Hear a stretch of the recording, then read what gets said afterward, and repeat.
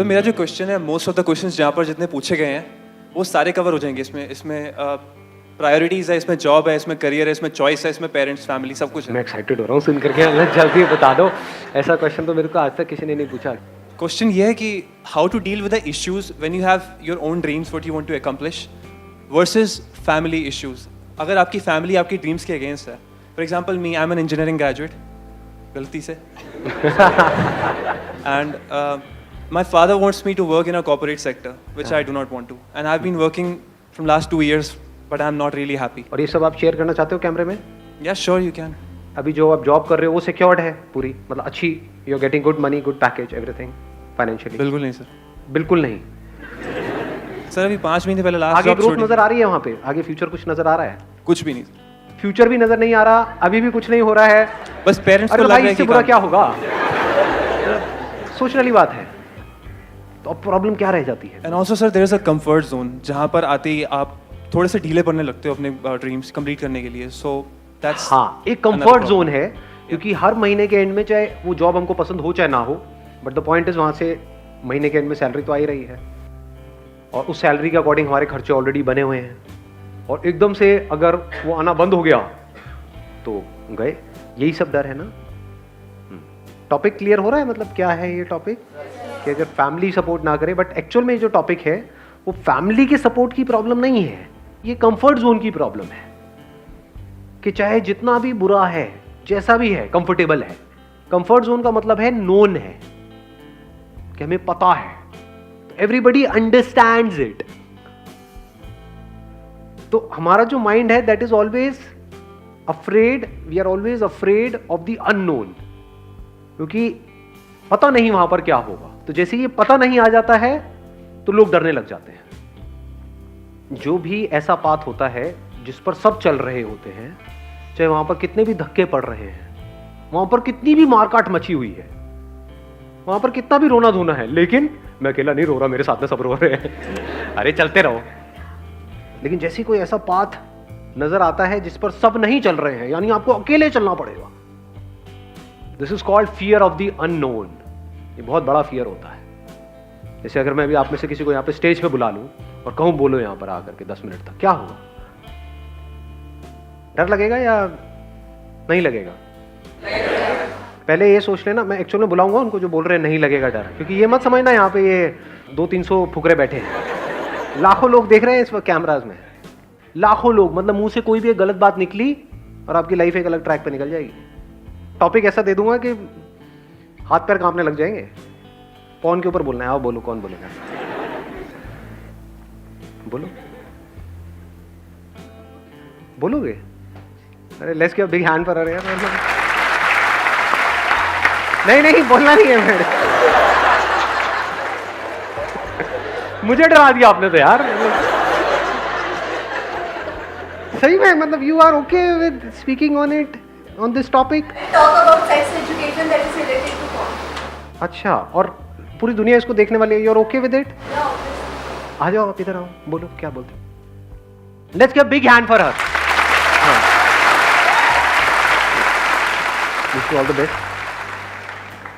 Sir मैं जरा see when I was in adult 13 to 14 years, तो मेरे घर पे ये होता था कि जैसे मतलब थोड़ी कंजर्वेटिव सोच होती है थोड़ी फैमिली की, कि जैसे टीवी पे हम बच्चे थे तो ऐड चल रही है, जैसे कॉन्डम की ऐड आ गई या सपोज कुछ भी बहुत रोमांटिक से ऐड आ गए, तो सारे मतलब ऐसे हिलने डुलने लगते हैं, मतलब उनको बहुत अनकंफर्टेबल हो जाता है कि यार बच्चे देख रहे हैं, उनको कुछ मतलब इनसे दूर रखो। तो या तो टीवी बंद हो जाती है, या तो वो लोग चैनल चेंज हो जाता है। हाँ, चैनल चेंज हो जाता है, या तो वो लोग वहाँ से मतलब चले जाते हैं। तो थोड़ा अजीब लगता है कि फैमिली इतनी कंजर्वेटिव क्यों है। अभी हम रेप कल्चर की बात करें, जैसे इंडिया में इतने सारे रेप बढ़ रहे हैं, और जब भी गवर्नमेंट बात करती है कि हमें सेक्स एजुकेशन को स्कूल में इंट्रोड्यूस करना चाहिए, मैं थोड़ा हाँ आराम से Nervous. पानी वानी चाहिए? No it's all right sir. जब भी गवर्नमेंट बात करती है सेक्स एजुकेशन की, तो हमारे जो भी मतलब सो कॉल्ड रिलीजियस लोग होते हैं वो इसे अपोज करते हैं कि that is not our culture, that is a western culture. But आज के टाइम में सर ये सब बहुत ईजिली अवेलेबल है। अगर आप पेरेंट्स अगर किसी बच्चों को नहीं सिखाते तो वो इंटरनेट से या किसी भी और मीडिया से वो सीखने ही वाले हैं। तो जिस चीज़ को आप कंट्रोल नहीं कर सकते तो आप उसको अपने तरीके से अपने बच्चों को उस चीज़ का एजुकेशन दे, तो आगे जाके वो उसको किसी गलत तरीके से कोई उसको ना समझा दे। जैसे कोई लड़की है, मे बी वो 15 to 18 ईयर्स में जाती है, तो उसके लाइफ में कोई ऐसा आता है कि जो उसका मिसयूज़ करता है, उसे पता ही नहीं होता, अवेयरनेस ही नहीं होती कि इस चीज़ को लेके क्या रियलिटी है और क्या होना चाहिए। तो मेरा सर आज का थोड़ा इशू ये अभी जो गवर्नमेंट में चल रहा है कि सेक्स एजुकेशन को कैसे स्कूल में इंट्रोड्यूस करवाना चाहिए, about their private parts, what is bad touch, what is good touch, that kind of things. That's it. Excellent. Let's give a big hand for her. Wish you all the very best.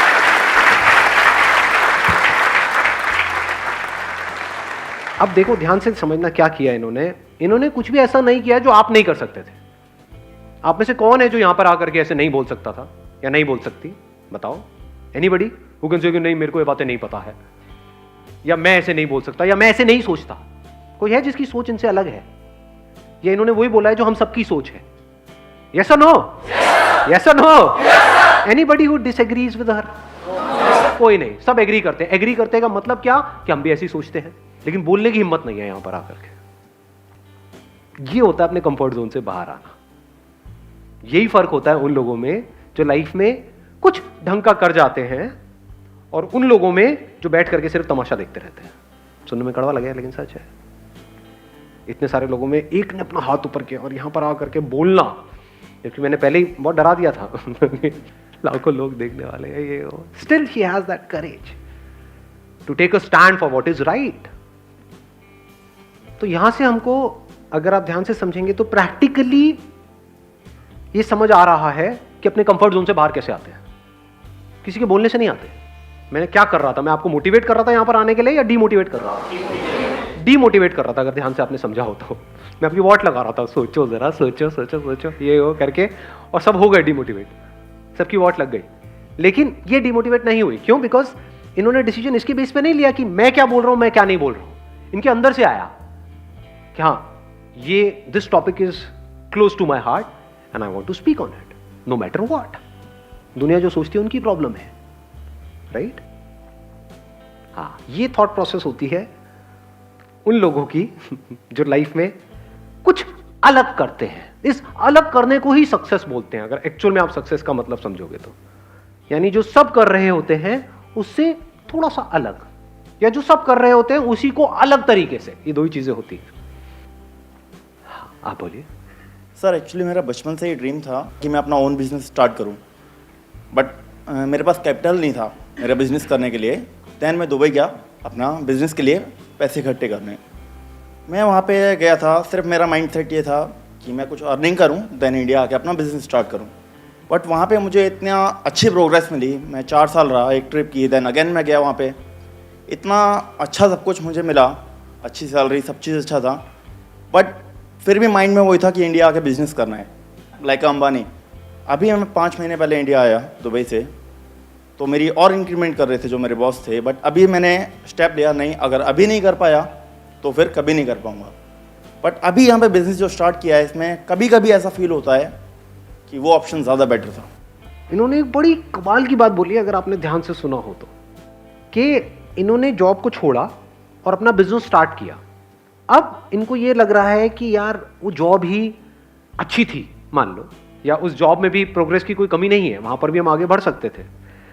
तो अब ध्यान से समझना, comfort zone से बाहर निकलने का main purpose क्या है? क्या ये है कि हम ये छोड़ करके वो करें? क्योंकि जो भी करोगे उसके भी अपने प्लस माइनस होंगे। क्योंकि जब तक कोई चीज, जैसे बोलते नहीं, कहावत नहीं, दूर के ढोर।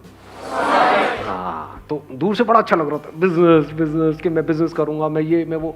जब जाते हैं, वो करते हैं प्रैक्टिकली, तब हमें समझ आता है कि वो मेरे लिए है या नहीं है। तब ये भी समझ आता है कि जो हम पहले कर रहे थे वो मेरे लिए है या नहीं है। तो कंफर्ट जोन से बाहर निकलने का मतलब ये है कि एटलीस्ट जो भी आप रिस्क लेना चाहते हो अपनी लाइफ में, अभी टाइम है आप लोगों के पास में, लो तो सही। अब इन्होंने रिस्क लिया, इसका मतलब ये नहीं है कि वहां से निकलोगे तो बिजनेस आप करोगे तो उसमें सक्सेसफुल होना है, नहीं। कंफर्ट जोन से निकलने का मतलब ये है कि एटलीस्ट अब आप वहां से बाहर निकले, आपने बिजनेस ट्राई किया, हो सकता है वो बिजनेस चले, हो सकता है ना चले, because it depends upon lot of factors. नहीं भी चले, अगर आप वापस से वहां भी गए जहां पर आप पहले थे, तो एटलीस्ट आपके अंदर से जिंदगी भर के लिए रिग्रेट निकल गई। ये रिग्रेट तो गया ना हमारे अंदर से हमेशा के लिए कि मैंने ट्राई नहीं किया। ये इंपॉर्टेंट है लाइफ में। उसके बाद अगर आप वहां वापस भी जाओगे तो आप नोट करोगे आप पहले से बहुत ज्यादा अच्छे से काम को करोगे, और माइंड में ये जो कॉन्फ्लिक्ट चलता रहता था कि ये करूं या ये करूं, वो हमेशा के लिए निकल गया, खत्म।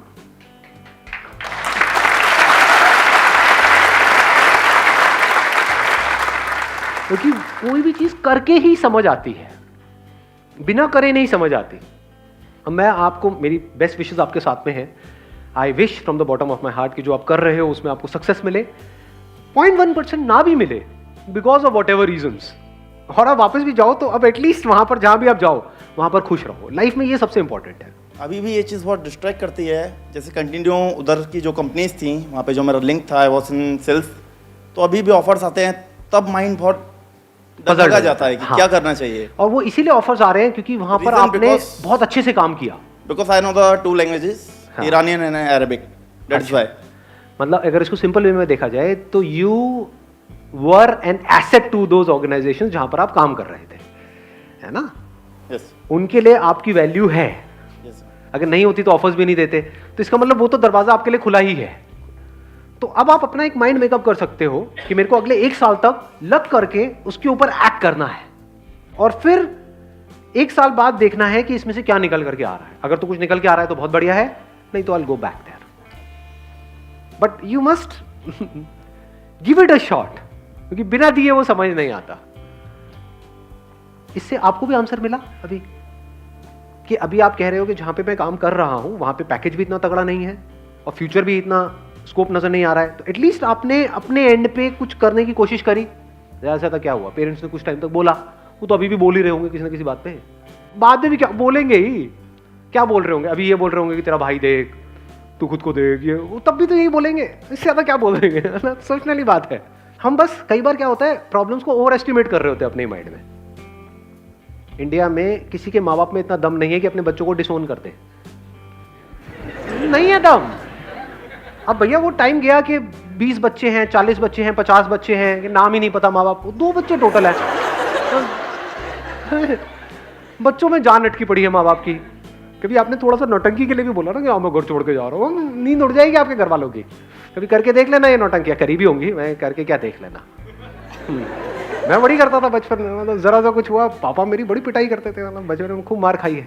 जब भी पिटाई होती थी मैं जा रहा हूँ घर छोड़ करके, छोटा सा होता था, घर छोड़ के चला गया, पीछे पार्क में बैठा हुआ हूँ, फिर मम्मी आती थी मनाने के लिए, नहीं नहीं बेटा आ जा, मैं नहीं आ रहा, मैं यही सोऊंगा आज रात को, मतलब नौटंकिया। तो कहने का मतलब है हम बहुत ज्यादा ओवर एस्टिमेट कर रहे हैं इन चीजों को कि वो क्या कर देंगे, क्या कर देंगे, मार देंगे, समझ लो, क्या बोलेंगे ही तो बोल तो अभी भी रहे हैं। एटलीस्ट क्या हुआ कि आपने अपना जो भी ड्रीम है, अब उस ड्रीम में आपको सक्सेस मिलेगी या नहीं मिलेगी, नोबडी नोस। अब प्रॉब्लम कब होती है, जब हम चाहते हैं कि कोई आकर के ना हमको श्योरिटी दे दे कि मैं ये छोड़ूंगा, ये करूंगा, यहां पे मुझे सक्सेस मिल जाएगी। याद रखना मेरी इस बात को अच्छे तरीके से, गांठ बांध लेना, कोई भी बंदा आकर के अगर आपको इस तरह की श्योरिटी दे रहा है ना, चोर है 1 नंबर का वो बंदा। वो अपना काम निकालेगा और आपको साइड में करेगा। जो भी बंदा जिसको आपसे कुछ नहीं चाहिए वो कभी भी आपको श्योरिटी नहीं देगा, आपको सही सलाह देगा। तो मैं आपको बिल्कुल एक अनबायस्ड एक सही सलाह दे रहा हूं। वो सही सलाह क्या है, अगर एक्चुअल में आपके अंदर से आ रहा है कि यार ये तो करना ही है लाइफ में, एक बार तो ट्राई करना है, तो करो ना। फेल हो गए तो जो कर रहे थे वही करते रहना बाकी पूरी लाइफ। एटलीस्ट ट्राई तो करो, और क्या पता सक्सेसफुल ही हो जाओ वहां पे, क्या पता सक्सेसफुल हो ही जाओ। अभी आपने अंबानी का नाम लिया, क्या पता दी नेक्स्ट, क्या सरनेम है आपका, कमानी।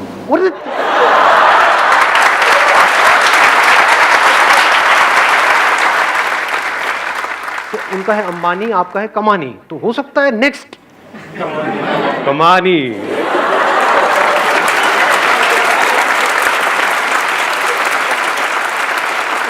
चलिए जी, wish you all the very best, thank you so much for coming and see you soon.